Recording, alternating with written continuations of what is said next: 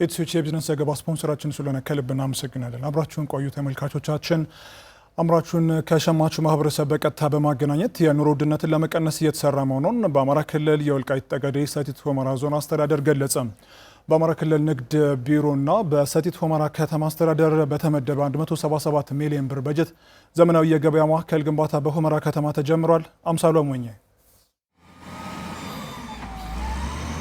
የዋጋ ንረትን በማባባስ የኑሮ ውድነትን ከሚያስከትሉ ምክንያቶች መካከል ረጅም የንግድ ሰንሰለት መኖር አንዱ መሆኑን የምጣኔ ሀብት ባለሙያዎች ያስረዳሉ። ይህንን ረጅም የንግድ ሰንሰለት በማሳጠር አምራቹን ማህበረሰብ ከሸማቹ ጋር በቀጥታ ማገናኘት የሚችል ዘመናዊ የገበያ ማዕከል ግንባታ በሁመራ ከተማ ተጀምሯል። በግንባታ ማስጀመሪያው ላይ ተገኝተው ንግግር ያደረጉት የዞኑ ዋና አስተዳዳሪ አቶ አሸተ ደምለው ለኑሮ ውድነት መባባስ ምክንያት ዘመናዊ የገበያ ማዕከላት አለመኖራቸው መሆኑን ጠቅሰው ከዚህ አንጻር የዚህ ገበያ ማዕከል ግንባታ ፋይዳ ከፍተኛ መሆኑን ጠቁመዋል። የገበያ ማዕከላት መሰረታዊ ችግር ነው የገጠመን። ይሄን በመኖር ምክንያት የኑሮ ውድነት እየተባባሰ የመጣበት ደላላ የተራከተበት በመሆኑ ዘመናዊ የገበያ ማዕከላት መገንባት በጣም ትልቅ አዋጭነት ያለው ነው። በሌሎች ከተሞች ከዚህ የምናገኘው ኤክስፒሪየንስ ልምድ እንዲሰፋ እንፈልጋለን።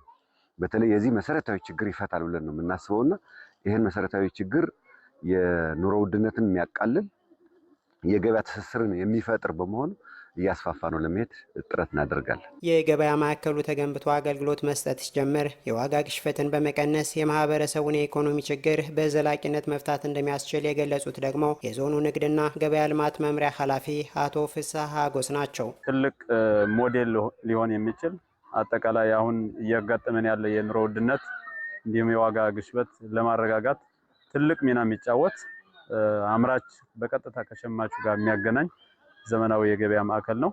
ከዚህ አንጻር በዘላቂነት የማህበረሰቡን ችግር የሚፈታ የደላላና የስግብግብ ነጋዴ እጅ የሚቆረጥበት ሁኔታ የሚፈታ ገበያ ማዕከል ነው። ፕሮጀክቱ በ177 ሚሊዮን ብር ወጪ የሚገነባ መሆኑን በመግለጽ የከተማዋን የንግድ እንቅስቃሴ እንደሚያሳድገውና በዚህም ሰፊ የስራ ዕድልን በመፍጠር ረገድ ተስፋ እንደተጣለበት ያስረዱት ደግሞ የሰቲት ሁመራ ከተማ ከንቲባ እንኳይነ ሙሉ ናቸው። ይህ ፕሮጀክት 177 ሚሊዮን ብር የሚጨርስ ፕሮጀክት ነው። ይህ ፕሮጀክት 50% ክልል መንግስት የሚሸፍነው ወጪ ነው የሚሆነው። 50% ደግሞ ከተማ አስተዳደሩ የሚሸፍነው ወጪ ነው የሚሆነው ማለት ነው። በርካታ የአካባቢያችን የስራ ዕድል የመፍጠር አቅም ያለው ነው።